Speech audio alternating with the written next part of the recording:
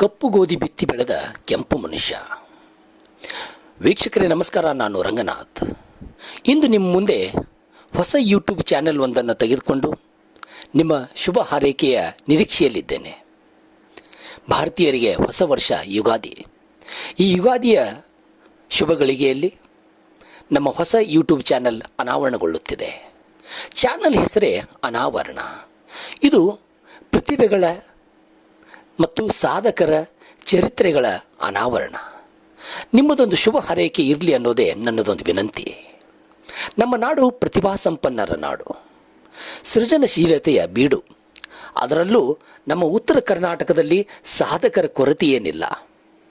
ಒಂದು ಕಾಲದಲ್ಲಿ ಬರದಿಂದ ಗೊಳೆ ಹೋಗುತ್ತಿದ್ದ ಈ ಪ್ರದೇಶ ಇಂದು ಹಸಿರಿನಿಂದ ಕಂಗೊಳಿಸುತ್ತಿದೆ. ಹುಳಿ ನಿಂಬೆಗೆ ಸಕ್ಕರೆ ಬೆರೆಸುವಂಥ ಕೆಲಸ ಇಲ್ಲಿ ನಡೆಯುತ್ತಿದೆ. ಬದುಕಿಗೊಂದು ಭರವಸೆ ಮೂಡುತ್ತಿದೆ. ಹೌದು ವೀಕ್ಷಕರೇ, ಉತ್ತರ ಕರ್ನಾಟಕದ ವಿಜಯಪುರ ಜಿಲ್ಲೆಯ ಕುರಿತು, ಇಲ್ಲಿಯ ಸಾಧಕರ ಕುರಿತು ಅನಾವರಣ ನಿಮ್ಮ ಮುಂದಿದೆ. ಕಪ್ಪು ಗೋಧಿ ಬಿತ್ತಿ ಬೆಳೆದ ಕೆಂಪು ಮನುಷ್ಯ, ಅವರ ಸಾಧನೆ, ಅವರ ವಿಶೇಷತೆ ಏನು ಅನ್ನೋದನ್ನು ನಿಮ್ಮ ಮುಂದೆ ಹೇಳಲು ಇಚ್ಛೆಪಡಿಸ್ತಾ ಇದ್ದೀನಿ. ಇವರು ವೃತ್ತಿಯಿಂದ ಶಿಕ್ಷಕ, ಪ್ರವೃತ್ತಿಯಿಂದ ರೈತ. ಮೊದಲು ಸೈನ್ಯದಲ್ಲಿ ಇದ್ದವರು, ಹೀಗಾಗಿ ಒಂದಿಷ್ಟು ಧೈರ್ಯ ಜಾಸ್ತಿ.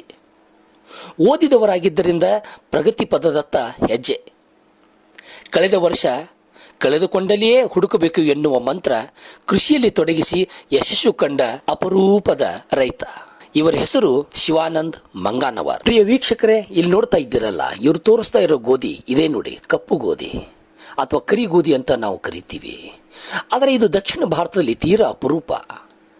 ಉತ್ತರ ಭಾರತದ ಕೆಲವು ರಾಜ್ಯಗಳಲ್ಲಿ ಇದು ನೋಡೋದಕ್ಕೆ ಸಾಧ್ಯ. ಇದರಲ್ಲಿ ಪ್ರೋಟೀನು ಜಾಸ್ತಿ. ಇದು ಮಧುಮೇಹಕ್ಕೆ ಹೇಳಿ ಮಾಡಿಸಿದಂತ ಆಹಾರ ಅಂತ ವಿಜ್ಞಾನಿಗಳ ಅಭಿಪ್ರಾಯ. ಗೋಧಿಗಳಲ್ಲಿಯೇ ಪ್ರಪ್ರಥಮವಾಗಿ ಬಂದಂತ ಗೋಧಿ ಅನ್ನೋದು ಕೆಲವರ ಅಭಿಪ್ರಾಯ. ತದನಂತರ ನಾವು ನೋಡ್ತೀವಲ್ಲ, ಇದು ಕೆಂಪು ಅಥವಾ ಬಿಳಿ ತರ ಇರುವಂತಹ ಗೋಧಿ. ಇದಕ್ಕಿಂತಲೂ ಇದರಲ್ಲಿ ಪ್ರೋಟೀನ್ಗಳು ಜಾಸ್ತಿ ಇರೋದ್ರಿಂದ ಮತ್ತು ಇಳುವರಿ ಕೂಡ ತುಂಬಾ ಚೆನ್ನಾಗಿ ಬರ್ತದೆ ಅನ್ನೋದು ರೈತರ ಅಭಿಪ್ರಾಯ. ನಮ್ಮ ಕರ್ನಾಟಕದಲ್ಲಿ ಕೊಪ್ಪಳ ಅಥವಾ ಗದಗ್ ಅಥವಾ ನಮ್ಮ ವಿಜಯಪುರ ಜಿಲ್ಲೆಯ ಕೆಲವು ಹಳ್ಳಿಗಳಲ್ಲಿ ಕೆಲವು ರೈತರು ಮಾತ್ರ ಇದನ್ನು ಬೆಳೆಸಿದ್ದಾರೆ. ಅದರಲ್ಲಿ ಅಪರೂಪವಾಗಿ ತುಂಬ ಪ್ರೀತಿಯಿಂದ ಕಾಳಜಿಯಿಂದ ಬೆಳೆಸಿ ಈ ಕರಿ ಗೋಧಿಯನ್ನು ಮಧುಮೇಹಿ ರೋಗಿಗಳಿಗೆ ಅತ್ಯುತ್ತಮವಾದಂಥ ಆಹಾರ ಅನ್ನೋದನ್ನು ತಿಳಿಸೋದಕ್ಕೆ ಮತ್ತು ಪ್ರೋಟೀನ್ಸ್ಗಳು ಜಾಸ್ತಿ ಇರೋದರಿಂದ ಇದು ಮಕ್ಕಳಿಗೂ ಕೂಡ ಆರೋಗ್ಯಕ್ಕೆ ಒಳ್ಳೆಯದು ಅನ್ನೋದು ಅಭಿಪ್ರಾಯ ಶಿವಾನಂದ್ ಮಂಗಾನವರದು. ಅವರು ಸಂಘಟಕರು, ಶಿಕ್ಷಕರು, ರೈತರು, ವಾಗ್ಮಿಗಳು, ಜನಪದ ಗಾಯಕರು. ಹೀಗಾಗಿ ಬೇರೆ ಬೇರೆ ಕಡೆಗಳಲ್ಲಿ ಹೋದಾಗಲೆಲ್ಲ ಇದರ ಕುರಿತು ಸಂಶೋಧನೆ ಇರುತ್ತದೆ.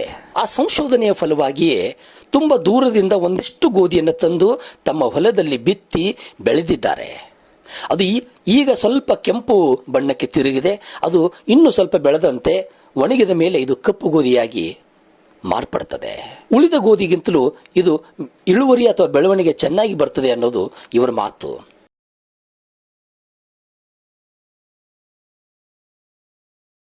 ಇವರು ಮೂಲತಃ ಕೃಷಿಕ ಕುಟುಂಬದವರ ಇರೋದ್ರಿಂದ ಇವರಿಗೆ ಇದರ ಕುರಿತು ಒಂದಿಷ್ಟು ಪ್ರೀತಿ ಜಾಸ್ತಿನೇ.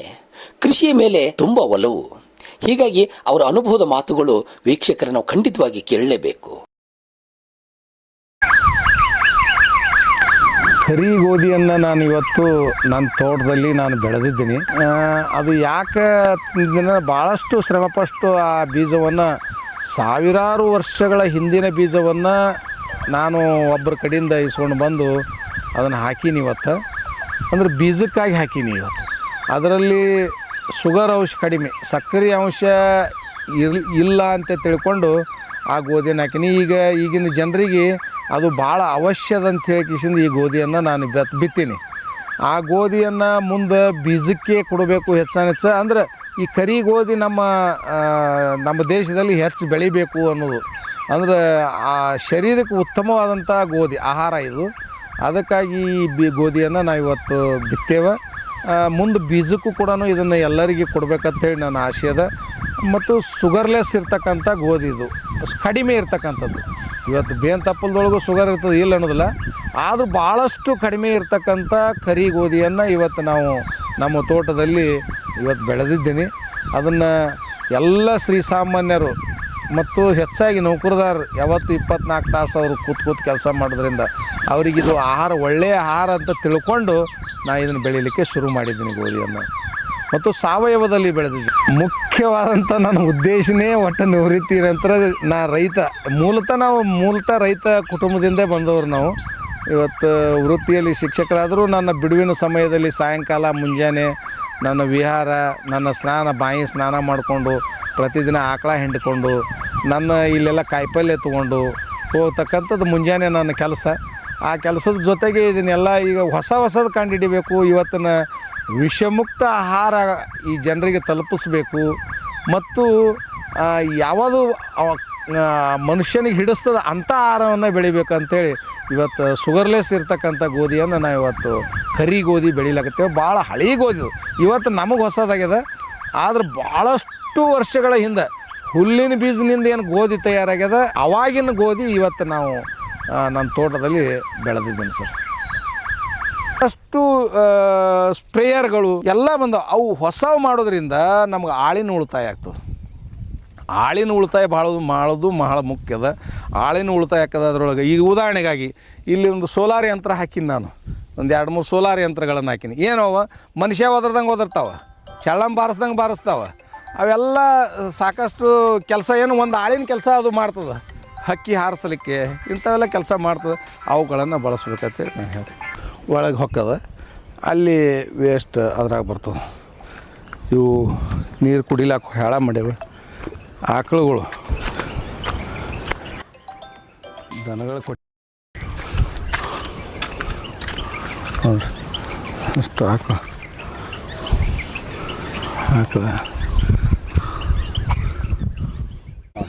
ಅದನ್ನು ಕೆಡಿಸಲಾರದೆ ಉಣೋದು ಅಟ್ಟೆದಾಗ ನಮ್ದು ಹೊಟ್ಟೆ ಅದಕ್ಕೆ ವಿರುದ್ಧ ಹೋಲಾರದೆ ನಾವು ಊಟ ಮಾಡಿದೆವು ತಿಳ್ಕೊರಿ, ಏನೂ ಆಗಲ್ಲ.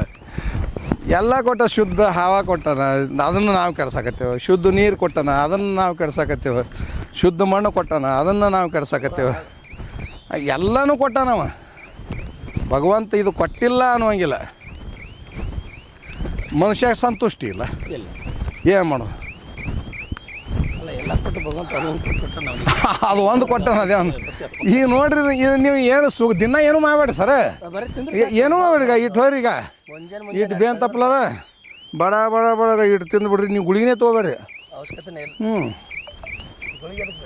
ಗುಳಿಗೆ ಜವಾರಿ ಗಿಡ ದಿನ ತಿಂತೀನಿ. ಪ್ರತಿದಿನ ಬೆಳಗ್ಗೆ ಹೊಲದಲ್ಲಿ ಇರೋದು ಇವರ ಹವ್ಯಾಸ. ಪ್ರಕೃತಿಯನ್ನು ಪ್ರೀತಿಸುವ ಇವರು ದಿನಾಲು ಬೆಳಗ್ಗೆ ಹೊಲದಲ್ಲಿ ಹಾಜರ್. ಅಲ್ಲಿಯ ಕೋಳಿ, ನಾಯಿ, ಆಕಳು, ಎತ್ತು ಇವುಗಳೊಂದಿಗಿನ ಸಂಪರ್ಕ, ಅದರ ಜೊತೆಗೆ ಪ್ರಕೃತಿ, ಹಣ್ಣು, ಕಾಯಿ, ಹೂವು ಇವುಗಳನ್ನು ಪ್ರೀತಿಸಕಂತ ಈ ಸಹೃದಯಿ ಯಾವಾಗಲೂ ಹಸನ್ಮುಖಿ.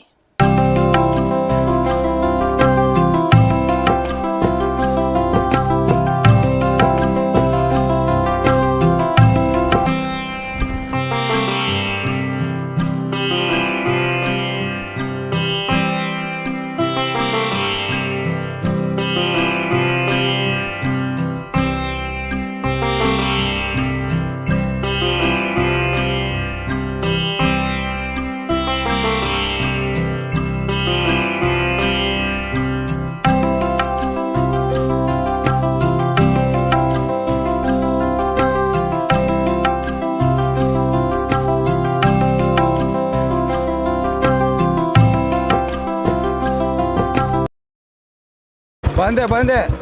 ಶಾಲೆಯ ಸಮಯ ಆಗುತ್ತಿದ್ದಂತೆಯೇ ಮತ್ತೆ ಮರಳಿ ಶಾಲೆ ಕಡೆಗೆ ಅಂತ ತಮ್ಮ ಬುಲೆಟ್ ಗಾಡಿ ಊರಿನ ಕಡೆಗೆ ಹೊರಡುತ್ತದೆ. ಈ ಅಪರೂಪದ ಪ್ರಗತಿಪರ ರೈತ ಉಳಿದೆಲ್ಲ ರೈತರಿಗೆ ಪ್ರೇರಣೆಯಾಗಲಿ.